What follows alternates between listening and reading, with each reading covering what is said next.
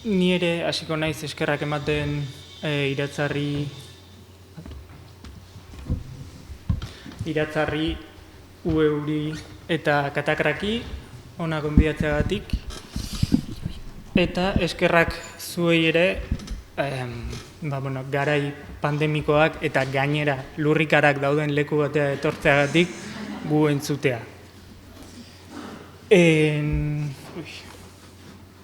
Nire aurratu niz.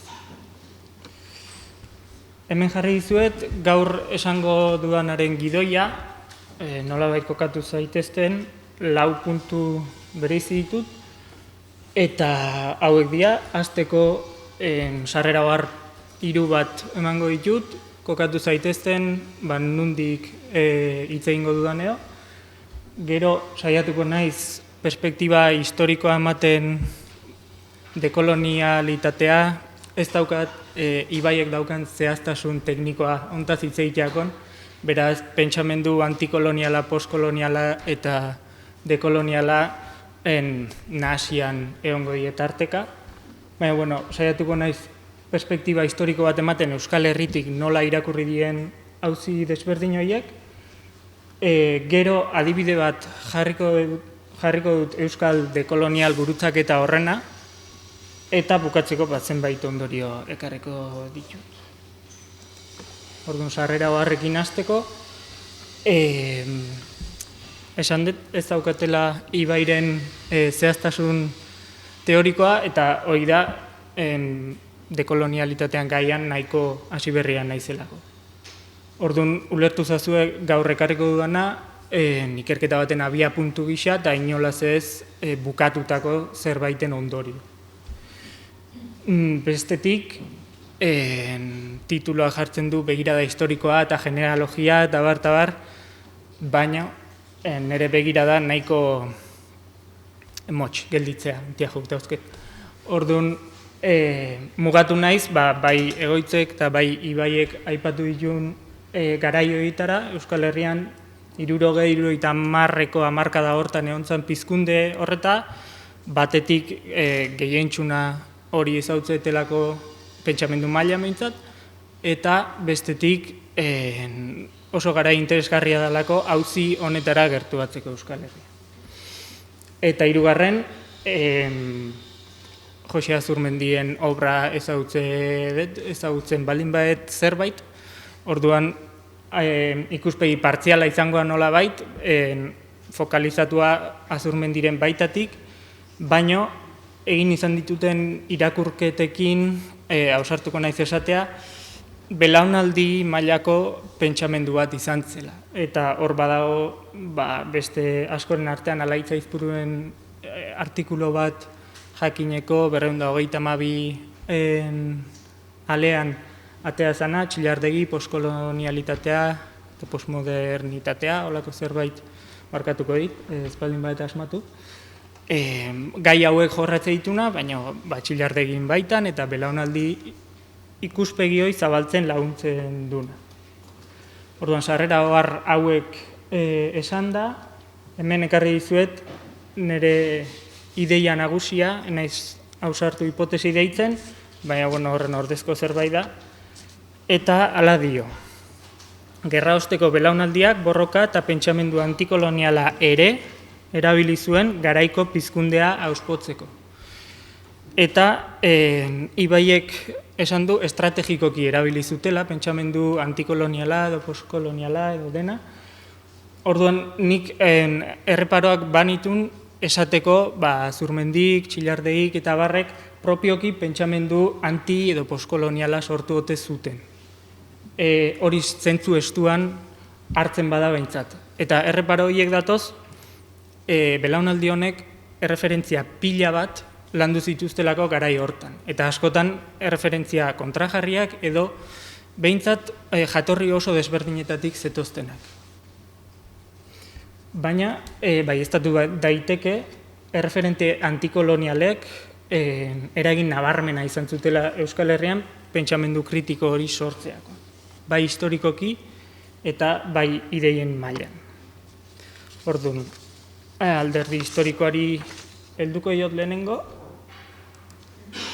eta hor ondo ulertzeko belaunaldi honek zergatik jozuen hainbeste iturri desberdinetara, ulertu behar da nondik zetorren garaiko euskal pentsamendua, edo ze momentutan zegoen euskal, ezagin nola ditu, intelektualitatea edo inteligentzia.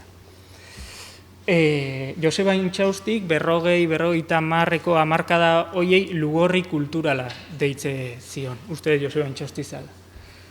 Eta gaur egun badaude zenbait ikerketa esate dutenak gerra zibiletik erbesteratu ziren aurreko belaunaldiko autoreoiek jarraitu zutela nolabait produzitzen kulturalki, baina produkzio hori oso irismen mugatukoa izan zen, askotan gelditzen zen gutuntruke pribatuetan, edo burututako proiektu asko ere Euskal Herrira eta batez hemen aipagaidan belaunaldi hontara iristea kosta egite zen. Eta hoi besteak beste Jose Azurmendirekin hizketan berak ere aipatze zidan. 21 urterekin hasi zienean euskal kulturako referenteak eta lantzen, behar getzutela erdirik ere ezagutzen. Orduan, ulertu behar da, belaunaldi honek atzerria jotze duenean, ez dela ari ondo transmititutako tradizio zahar baten kontra, baizik eta ari dela momentu berean, behaien aurrekon tradizioa berdeskubritzen eta nazioarteko zenbait ideia momentu hortan auzitan daudenak edo momentu hortako eztabaidak deskubritze horren parte bilakatzen.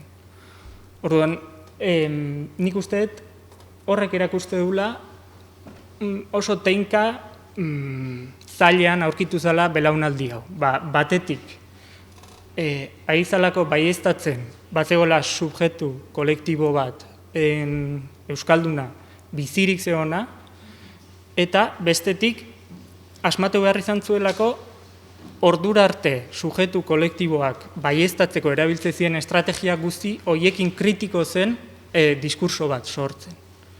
Hau da, Jose Azurmendiren zita batek ondo esategun bezala, zita, batzuetan pentsatzen dut gure arazoa belaunaldi bakarrean 4 mende eta hiruzpalau iraultza batera bizi behar izatea dela. Hori zeinek zuzen asmatu. Gu sozialki modernoak bilakatu nahi eta amorratzen, individualki postmodernoak garenean gabiltza. Problemak dauzkagu beti denborarekin. Oraingo gazte eroakeko zita zen. Orduan, nik uste teinka batean bilatu zirela, Azurmendik beste leku batean esaten du gure belaunaldiak zerbait bilatu badu mestizajeak izan dira, kulturalak, ideologikoak, imposibleak zirenak ere, eta teinka zail horrek albidetu diola belaunaldi honi, ez modernitateko sujetu gotor, ez zait asko gustatzen, baina izango dut, besteik iztauketelako, gotor hori defendatu gabe, baina postmodernitate nihilista bat defendatu gabe ere erdiko terreno hori bilatzen. Eta bilaketa hortan erreferentzia nagusia belaunaldi honentzat batez ere Europa da. Bere kontraesan guztiekin. Hasteko Europak belaunaldi honentzat askotan endaia esan nahi du, hegoaldekoentzat behintzat. Beste mundu bat zekarrelako muga pasatzen. Baina, iparraldeaz gain, batez ere hegoaldetik zijoazten hauentzat, Europa ia osoa, edo Europako zentro nagusiak bisitatzeko aukera izan zuten. Batzutan jazarriak zirelako erbestera joan behar izan zutelako, eta bestetan ikasle bezala egon zielako. Adibidez, Erroman, Vatikano Kontzilio bigarrenaren ondorengo urteak bizi izan zituzten, Parisen egon ziren asko eta asko, Alemaniako zenbait herritan, Bruselan.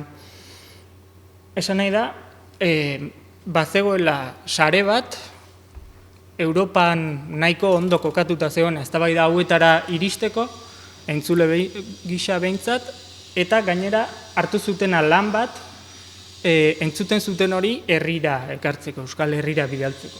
Eta hor daude lehen egoitzek aipatu ditun bi liburuak, 70 eta 74koak, eta baita ere hain ezagunak igual ez dien, eta pixka anekdotikoak dien, zeruko argia, jakin, garaiko aldizkari askoren nazioarteko atalak, oso politak dienak ikusteko, eta ekarri ditutenak pare bat. Orduan, adibidez, nazioarteko atal hauetan erabiltze zutena zen kontatzeko behaiek zeuden inguruan ze gertatzen zen. Eta hemen Txillardegik dena ez dugu kontatuko, baina kontatzen du anekdota bat, afaltzen nahi izala nonbait, inguruan bazeuzkela bikote bat, azalbeltzekoa hizkuntza ez ezagun batean nahi izana, eta beha galdetu ziela zuek nungo azeate, ze hizkuntza da hori, eta gertatu zen, ari ziela, sarako lez, ez dakit ze hizkuntza da. Eta hizkuntza hori hitz egitezala Gambian eta Senegalen. Eta hortik abiatuta, Txillardegik pixkat egite du, guk bururatze dugu etnia bat, estatu bat, modernitatearen dogma horietako bat, eta Afrikar edozeinekin hitz egin da, hori puskatzen zaizu etengabe. Eta berak aitortzen du, nik memi eta abar ezagutzen ditut, baina hauekin hitz eginez, konturatzen naiz, ez dela memi eta abar ezagutu behar. Eta gainera, egite ditu paralelismoak, Europa zaharrean horrelako zerbait bazela esan daiteke, behar bada, bidarteko oragarreko eta barkoseko basertartzen baitek, gaskoinez ere bazekiten eta bartabar. Eta gaina galdetzen die memiri buruz, eta bere solaskidek ez dute ezagutzen memi bere hortan, baina esaten, baina guk kolonialismo europarraren fenomenoa oso ondo ulertu du. Eta, pixka bat, Txillardegik hori ekartzen du, justu guri gaur tokatzen zaigun gaia modu eguneroko batean nola azaldu zaion, ez? Baina kontu ez da hegoaldetik Europara joan eta kolonialismoa deskubritu zuten autore hauek bakarrik, iparraldeko zenbait autorek hartu zuten parte kolonialismoan lehen lerroan. Eta hori da Jean-Louis Davanten kasua, Lucien Etxezarretak egindako elkarrizketa batean kontatzen duen bezala.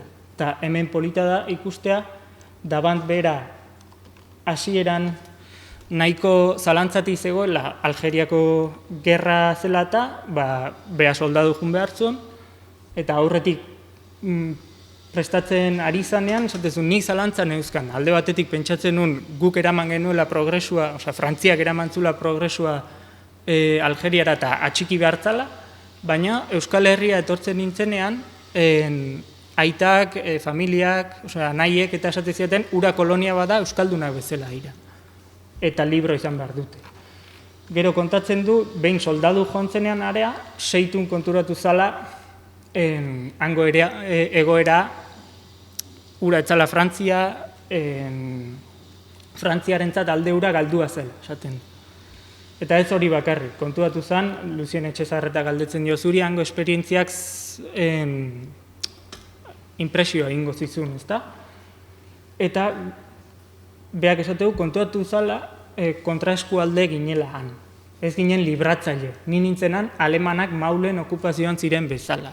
Eta 50 beranduan norbere burua aleman okupatzailearekin berdintzea nahiko gogorra egingo zitzaion Davanti ziurren. Orduan, galdetzeio, Algeriatik itzulitakoan gogoeta berri bat zenekarren edo, eta erantzuna da, biztan da Frantziarentzat ez nuen gehiago ez amodio ez atxikimendurik Frantziaren gandik dibortziatuan nintzen. Eta Frantzia hemen da alde batetik estatu frantzesa, baina bestetik da Frantziak zeukan proiektu kolonial guzti hori. Orduan, adibide hauekin esan nahi dudana da, badagoela oinarri historiko bat, bibentzialki, 56ko belaunaldi deitzen dan horrek, kolonialismoarekin oso harreman estua izan zutela, eta batzutan harreman horrek lagundu ziela beste kontzientzia bat hartzen, bai euskalduntasunarena, eta bai beraiek munduan zeukaten lekuena, ez? Pentsatzen jarrita, ordea, nahi gertatzen zait, gertatu zitzaidan tesi hasieran, hurbildu nintzanean, belaunaldi hontara, hurbiltzen nintzela beti, ea ezagutzen ditugun erreferente hoien itzalik edo aurkitzen dudan nik nahi ditudan autoretan. Eta gero, denbora eta gero, konturatu nintzen, etzala estrategia hona. Besteak beste, belaunaldi honek bizi izan dituelako fan honek eta memik eta hoiek denak bizi izan dituzten auzi berberak. Eta Ibaiek oso ondo kokatu modernitatearen kritika eta hori da oinarri, eta ez hainbeste Txillardegik fan honi ze ikasi dion, hau da, Txillardegik ispilu bat bilatu zuen fan honengan eta horregatik itzuli zuen, eta bar. Eta netzako errebelazio bat izan zen, igual adinagatik izangoa, baino jende honen jaiot urteak jartzea bat esten ondoan. Ze, memi eta Kruptigen artean urtebeteko aldea dago. Fanon eta Txillardegin artean laukoa. Dusel eta Davanten artean batekoa berriz, eta Espibak eta Horreta Bizkaian artean bostekoa. Orduan, netzako hau konfirmazioa da, batak bestearen gandik ikasi bai, baina batez ere auzi berberak pentsatu dituztela bakoitzak bere kokagunetik. Eta estrategia hau egokiagoa iruditzen zait Euskal Herritik mugimendu globalagoak edo begiratzerakoa. Orduan, perspektiba historiko hau ekarri nahi nuen, eta perspektiba historiko honekin ekarriko dut baitare adibide bat nola izan daitekeen Euskal dekolonial gurutzak eta hori. Eta ekarri ditut Azurmendi eta Grossfogel. Besteak beste Grossfogelen artikulo bat zelako unibertsalismoaren auziaz, zenbat denbora dauket. Orduan, gainetik pasakoet, esate detenen paralelismo asko daudela, sinistu idazue, zita asko ekarri ditut, baina ez ditut irakurri. Orduan, Ramon Grossfogelek dauka artikulu bat unibertsalismo modernoai buruz, horren jatorriak eta horren eraginak azaltze dituna, hor dago egitura, eta nik egin detena da argumentazioa pixka bat honeakarri eskematikoki, eta ikusi Azurmendik nola errepikatzen ditun askotan lehenago, kronologikoki ez da karrera bat, baina ikusteko bide paraleloak diela. Orduan, lehenengo Grossfogelek Duselen laguntzarekin egiten du unibertsalismo abstraktuaren genealogia hori, lehen Ibaiek esan duen sujetu jainkozko sekularizatu hori, eta Azurmendik bere obrako gai zentrala da hori, kasi sujetu modernoaren kritika. Eta kasualitatea edo ez, gizaberearen bakeak eta gerraken, 74ean idatzia izan zena, artikulotxo bat dago giza jainkotxoa izena hona, eta Grossfogelek aipatzen duna Duselen ikasi izan diona, behin eta berriz errepikatzea Azurmendin obra, irakurketa hori. Eta ez da kasualidadea, ze Duselen eragin handienetako batzuk die Heidegger, Husserl eta bar, eta Azurmendik horiek irakurri dituko iti bera. Orduan, unibertsalismo abstraktu, subjetu moderno abstraktu horren kritikatik, zaten du, burutapen horretatik egindako diseinu globalak beti izango dira kosmopolitismo imperiala edo. Hau da, beti izango da partikular bat, Europar zuria eta gizona, unibertsalizatu, giza eredu bezala jarri, eta mundu guztia ordenatzeko sujetu bihurtuko da hori. Eta horri oposatzen dio M. Cesaren unibertsaltasun bestea, universalidad otro, deitze dio. Berriz, Azurmendik, intuizio hori Txillardegiren gandik jasoko zuen seguruna, beak aitortzen du aitzindaritza, Cezer Fanon memiri irakurri dio, baina beak garatu du Herder eta Humboldt irakurriz adibidez, eta unibertsaltasuna ulertuz proiektu ideal gisa. Unibertsaltasuna ez dago emanda, unibertsaltasuna eraiki egin behar da. Eta eraikitze hortan, Cesarrek aipatzen duen desberdinen arteko elkarrizketa horizontala, transmodernitatearen proiektua dana, Azurmendik oso antzeko ideiekin defenditzen. Transmodernitateak hori, ondo ulertu badut, ekartzen du kontua ez da multikulturalismo liberalak esaten duen bezala elkarrizketa desberdinen artekoa, baizik eta sujeto desberdinen arteko elkarrizketa horizontala bermatzeko eraldaketa estrukturala. Eta Azurmendik asko hitz egiten du kulturaren arteko elkarrizketaz baina bere kulturaren kontzeptua oso zabala da. Hau da, kulturaren historia politikoa egiten dizu, kulturaren historia ekonomikoa egiten dizu, eta ez da nolabait gelditzen zenbaitetan eman lezakeen idealismo liberal horretan. Eta gainera oso kontziente da bat etortze unibertsal bat ez dela posible. Hau da, elkarrizketak bilatu behar diela kultura mailan baina politikan batzutan etenak behar diela, eta globalizazio multikulturalak nahi lukena, baina problematikoagoa dela elkarrizketa hori. Hortik aurrera artikuloa jarraitzen du, Grossfogelek Laclau eta Mufferen proposamena kritikatzen du eta transmodernitatearekin elkarrizketatu, eta gero zapatistak eta abarren kasuekin jarraitzen du. Azurmendik normalean ez du programa politiko garbirik azaltzen. Ez du zertan gaina, filosofoa da eta ez politikaria edo estratega. Baina nik uste belaunaldi honek beti mantendu izan dula praktika oso kokatua eta oso engaiatua aipatu ditugun intuizio hoiei buruz.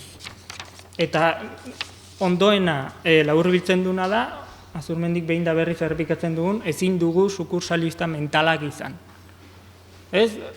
Nik hor ikusten dut, lehenengo, diferentziaren kontzientzia hori hartu, kolonizazioaz hitz egin daiteke, paralesmoak badaude, baina ni ez naiz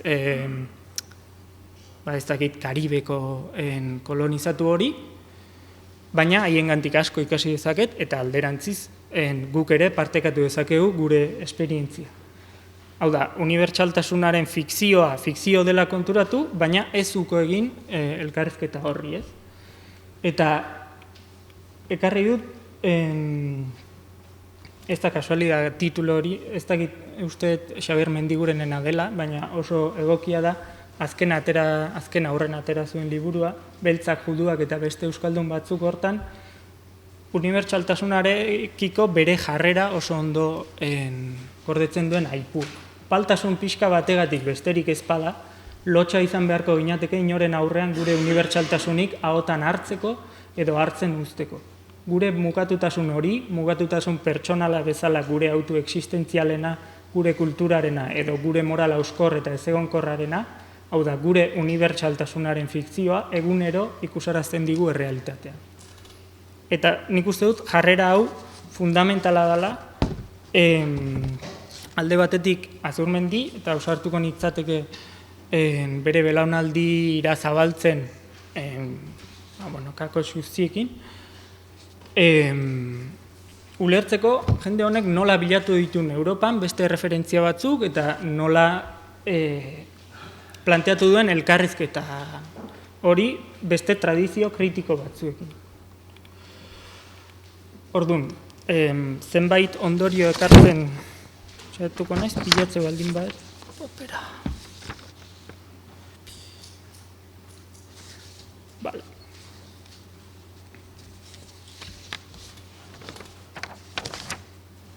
Amen. Bai, belaxe bukatuko.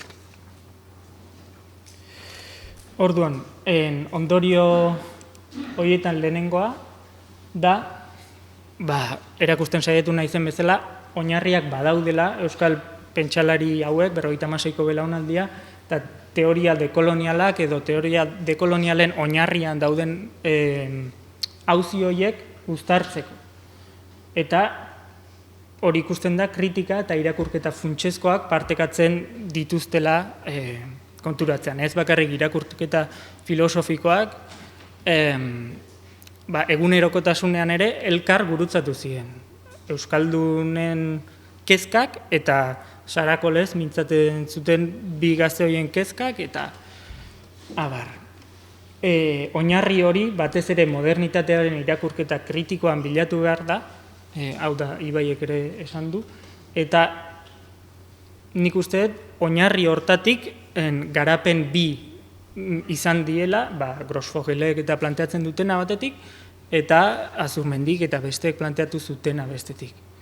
Eta hirugarren, iruditzen zait, elkarrizketa horretara Euskal Herritik ere ikuspegi interesgarria eraman daitekela. Eta alderantziz ere bai, besteak beste, belaunaldi honek ez diolako inoiz uko egin europartasunari, edo europar perspektiba horri. Eta horrek ez du esan nahi, modernitatearen proiektua burutu nahi izan zutenik, baizik eta bilatu zutela europartasun bestea, Grosfogelekin paralelismoa inez. Eta hori, zita bat badago Azurmendina, esaten duena, hipotesian, modernitateak hartu zezaken Europan, beak erlatibista deitzen duen bide hori, errenazimentuan eta presentego ikusten zutena. Baina, bide hori gelditu da potentzian eta pentsalari marginaletan. Eta orduan Azurmendik pentsalari marginal hoiek asko landu ditu modernitatea irakurtzerakoan ere. Eta bestetik, Ibaiek beak nik baino hobeto ekarri du, gaur egungo egoera pentsatzeko, Euskal Herria gaur egun nola dan pentsatzeko, ikasi daiteke teoria dekolonialetatik. Eta bukatzeko gogoeta bat egingoet, gogoratuz lehen esan dudana. Belaunaldi honek zerbait esan badu, izan da ezin garela sukursalista mentalak izan. Pentsamendu propioa munduko erreferentzien irakurketa errotua bilatu beti, hau da, Sesegen unibertsalismo konkretuaren proiektua aldarrikatu ez ezik, hemen egikaritzen saiatu da belaunaldia. Ideiak ekarri, sintesia bilatu, egokitu eta bide propioa urratzen eman ditu 50 urte. Hau da, bide bat egin du pentsamendu kritikoak Euskal Herrian, eta abiapuntua ez da oso desberdina izan pentsamendu antikolonialarena, edo postkolonialarena, edo dekolonialarenarekin alderatuta. Ez da izan gaiz guztien panazea bat, noski, eta originala berezik ere etzen izango. Baina izan da errotua, kokatua, eta nahiko jarrera egokiarekin planteatua, unibertsalismoari buruz eta adibidez. Orduan, elkarrizketa honek jarraitu behar dula iruditzen zait, oso probetxugarria dalako, eta elkarrizketa horre jarraitzean ironia izango zen, unibertsaltasun konkretua aldarrikatzen duen teoria bat lantzen hasi, eta azken 50 urtetan proiektu hori gauzatu dutenak ahaztea edo historiara kondenatzea, beste aztura bat dena. Orduan, hor da, bi aldeetan jartun, globala ulertzen jarraitu eta konkretuan lantzen jarraitzea proposatzen dut, eta beste eskerrik asko.